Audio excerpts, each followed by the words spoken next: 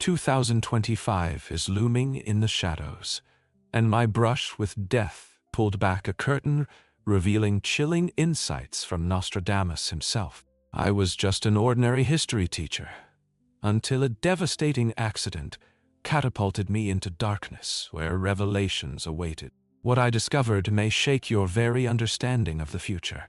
Stay close to unearth the truth that awaits. It was a typical Tuesday afternoon, October 15th, 2025, when I was driving home. The sun was starting to set, throwing warm oranges and soft pinks across the sky, while my mind replayed moments from my day. A humorous comment from a student, the way their eyes lit up during a history lesson about ancient civilizations. I was lost in thought, feeling a blend of pride and hope for their futures, unaware that the tranquility would soon shatter. Then it happened. The crashing sound was deafening, a cacophony of metal and glass that jolted me from my reverie. For a brief moment it felt surreal. I was caught in a state of shock, disbelief wrapping around my thoughts like a thick fog. This can't be happening, I remember whispering to myself as the world around me faded into chaos. The doctors later told my family I was clinically dead for an astonishing 11 minutes, a fact that still sends a chill through me. As I slipped away from consciousness, I felt an overwhelming sensation of weightlessness, as if the burdens of my life had simply fallen away. I could feel the familiar sounds of the outside world, siren wails, voices calling out, but they were distant, muffled. The vibrant hues of the sky transformed into shadows, blurring into an inky darkness that enveloped me. In that stillness, a soft light appeared before me, beckoning me forward. It was unlike anything I'd ever experienced, warm, reassuring, almost alive. There was an undeniable pull to it, a sense of safety that urged me closer with every fleeting heartbeat. That light led me not just to another realm, but to the spirit I never thought I'd meet. As I moved toward it, I felt both terrified and ecstatic, caught between the life I knew and the vast unknown ahead. I had no idea of the monumental revelations that awaited me, words and insights that would redefine my understanding of history and prophecy, far beyond anything I had ever learned in school. As I floated in that light, the atmosphere shifted dramatically around me, revealing an ethereal landscape that felt both otherworldly and intimately familiar. It was as if I had stepped into a dream, a surreal essence enveloping me, pulsating with life and wisdom. And then, there he was, Nostradamus, draped in a flowing robe that shimmered under the radiant light. His presence was an odd blend of calming serenity and formidable strength. A mixture of fear and awe coursed through me. Here I stood, a once skeptical history teacher, now in the presence of one of history's most mysterious prophets. My heart raced as Nostradamus gestured with his hand, and before me unfolded a vivid tapestry of visions, each symbol and image too rich, too layered with meaning, hinted at significant events that loomed on the horizon. He looked into my eyes, and I felt an invisible thread connecting our souls, binding me to the knowledge he was about to share. A major geopolitical shift is coming, he warned, in a voice that held both urgency and gravity. By mid-2025, a struggle for power will ignite across Europe, igniting tensions that will ripple through nations like flames licking at dry wood. I couldn't help but feel the weight of his words sinking deep into my consciousness, the imagery of darkness and chaos swirling around as he spoke. I was staggered by the clarity of the visions, the vividness of the struggles yet to unfold. It felt monumental, as if a pivotal chapter of history was being revealed to me, draped in shadows of uncertainty yet shimmering with the potential for change.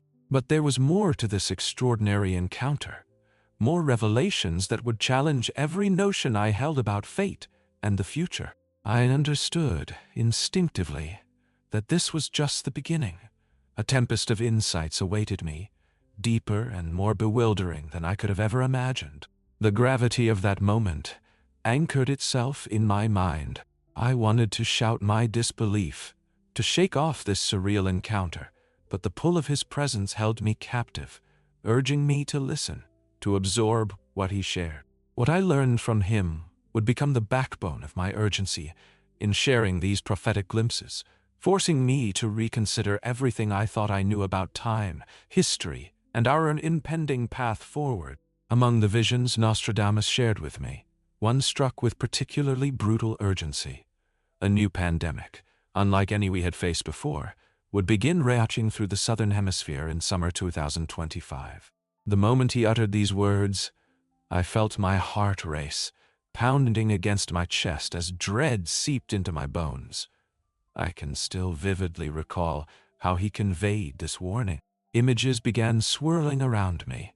Crowded hospitals overflowing with patients, all wearing masks of fear and uncertainty. The sounds of frantic voices, intermingled with the beeping of machines, filled my ears. It was a reality that felt harrowingly plausible, and I remember thinking how we had grown so complacent with our lives, unaware of the devastating storm that lay just beyond the horizon. Each face I saw in my mind's eye looked so familiar, yet so lost, evoking a deep-seated anxiety that lingered long after the visions faded. Then came another warning that sent shivers down my spine. A monumental technological breakthrough in artificial intelligence, projected for early 2025. Nostradamus showed me a world transformed, where machines and algorithms began to weave deeper into the fabric of our daily lives. I watched in horror as jobs vanished, leaving countless individuals adrift and unprepared for a new reality. The economic and societal structures we once relied upon began to crack, creating an unsettling chaos that would challenge every element of our existence. It felt as though I was receiving a warning about the fragility of our world, as if the very ground beneath us was beginning to tremble. With each revelation, I felt as though I was being burdened with a profound truth about the future. The weight of his words resonated deep within me, sending chills down my spine. It was more than just information. It was a heavy mantle of responsibility. How could I sit idly by while these predictions threatened to unfold? Yet, as the visions swirled in my mind, I could sense there was even more to come. Memories of nature's fury gnawed at me, foretelling environmental chaos that awaited us. The fragments of each warning converged, building an ominous tapestry of our potential fate if we didn't heed the lessons in front of us. The urgency was palpable. It was as if I could hear the clock ticking, its hands moving relentlessly toward a future that, without intervention, seemed all but inevitable. Nostradamus showed me vivid images of natural disasters, each one striking like a bolt of lightning in my mind. An earthquake was poised to hit a major coastal region in Asia by late 2025. I could practically feel the tremors beneath my feet, and my heart raced with an unsettling urgency. It was as if I were standing on the brink of an abyss, peering into a future soaked in chaos. My heart sank with each symbol he revealed, an overwhelming wave of dread washing over me. I saw severe storms and floods sweeping across North America, wreaking havoc on communities that were utterly unprepared. In those visions, homes were torn apart, families displaced, and entire neighborhoods submerged under murky waters. The despair on the faces of those caught in the whirlpool of disaster was haunting. It was all too real, etched permanently in my memory. I found myself questioning everything. How could this happen? How could humanity forecast such calamities and remain indifferent? People went about their daily lives, oblivious to the signs, caught in a trance of normalcy, while the earth rumbled beneath them. The urgency of Nostradamus's warnings pressed down on my chest like a heavy weight, suffocating and relentless. How could I stand by while something so monumental loomed over us? The emotional weight of these warnings became monumental. I felt a sense of responsibility, a mission imparted to me by this otherworldly encounter. It was one thing to learn about history, but witnessing impending disasters felt like standing atop a vast precipice, seeing a tide of destruction headed straight for humanity. with me clutching the knowledge of it all. Yet, as these visceral images crashed around my consciousness, doubts clouded my mind. Was this truly a message meant for me to share, or were they mere phantoms of a dying brain? Should I trust the wisdom of the encounter, or dismiss it as a stressful figment of my imagination? The gravity of the task ahead filled me with trepidation, forcing me to confront my own skepticism against the profound impressions I had received. This wasn't just a dream. It was a rallying cry for change, a call to awaken from our collective slumber before it was too late. But as I returned to the surface of consciousness, the weight of this knowledge settled heavily upon me, creating a storm of uncertainty about my path forward.